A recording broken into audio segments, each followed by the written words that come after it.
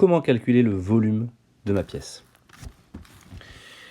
Alors, le volume, c'est donc l'espace qu'occupe votre pièce, d'accord?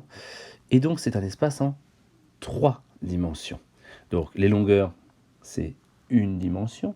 Les aires, les surfaces, nous sommes dans un espace à 2 dimensions. Pour les volumes, nous sommes dans un espace à 3 dimensions. Donc, pour calculer le volume de mon pavé droit, il suffit de multiplier les 3 dimensions ensemble.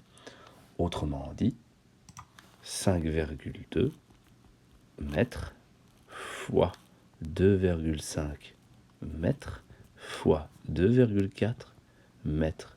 Je vous laisse vérifier à vos calculatrices. Ça me donne 31,2. Mais 31,2 quoi? On a multiplié des mètres par des mètres par des mètres. D'accord? Ça me fait donc 31,2 mètres cubes. Car on multiplie les 3 dimensions entre elles, d'accord? On retrouve 3 fois mètres que l'on multiplie, ces 3 longueurs, elles sont multipliées entre elles, ça nous fait donc des mètres cubes. Qu'est-ce que ça apporte pour notre tableau de conversion? C'est très important. Cela signifie que chaque unité de volume est 1000 fois plus grande que celle qui lui est de rang immédiatement inférieur.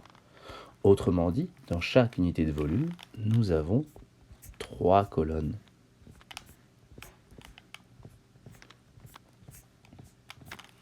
D'accord? La colonne des unités étant toujours celle de droite. Autrement dit, si je veux écrire le nombre 31,2 mètres cubes, le 1 doit être dans la colonne de droite des mètres cubes. Le 3 vient ici et le 2 vient ici. Dans la colonne de gauche des décimètres cubes, on voit, par exemple, que si je voulais le convertir en décimètres cubes, je dois donc écrire 2 zéros supplémentaires. Ça me fait 31 200 décimètres cubes. D'accord? Première chose, d'accord, ça c'est très important, retenez-le. Et de toute façon, vous n'avez pas le choix pour tout l'exercice de conversion, vous êtes obligé d'en passer par là. À retenir également que le volume d'un pavé droit, c'est donc sa longueur fois sa largeur fois sa hauteur. D'accord? Et dernière chose, vous expliquez les unités de contenance. Qu'est-ce que c'est les unités de contenance? Donc, vous connaissez les unités de volume, kilomètre cube, hectomètre cube, décamètre cube, mètre cube, et ainsi de suite. Et vous avez des unités de contenance que vous utilisez au quotidien, par exemple les litres, les décilitres, les centilitres, les millilitres. Et ça, il y a aussi donc, une passerelle entre ces deux types d'unités qu'il faut connaître impérativement. D'accord? 1 litre, c'est 1 décimètre cube.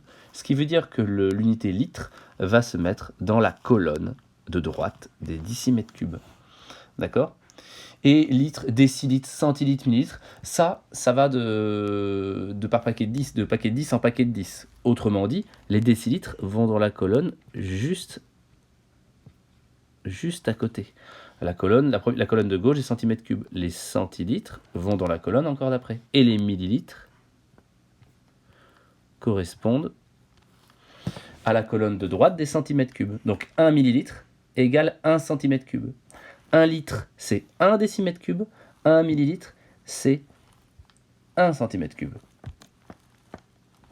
D'accord? Je terminerai par un dernier exemple. Vous pouvez regarder, puisque vous êtes à la maison, posez la question à vos familles. Demandez-leur de regarder la facture d'eau. Normalement, vos familles doivent recevoir. Imaginez par exemple qu'une famille, une famille ordinaire de 3, 4 personnes, j'en sais rien, consomme 50 mètres cubes. 50 mètres cubes dans une année.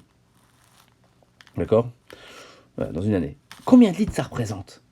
D'accord? Eh bien, on sait que 1 litre, c'est 1 décimètre cube. Je dois donc ajouter des zéros jusqu'à atteindre la colonne des unités des décimètres cubes. On se rend compte donc que 50 mètres cubes, c'est 50 000 litres. D'accord? 50 000 litres d'eau. Donc, c'est pour ça, faites attention quand vous consommez de l'eau. Eh bien, vous vous rendez compte que 1 mètre cube d'eau, c'est 1000 litres. C'est beaucoup.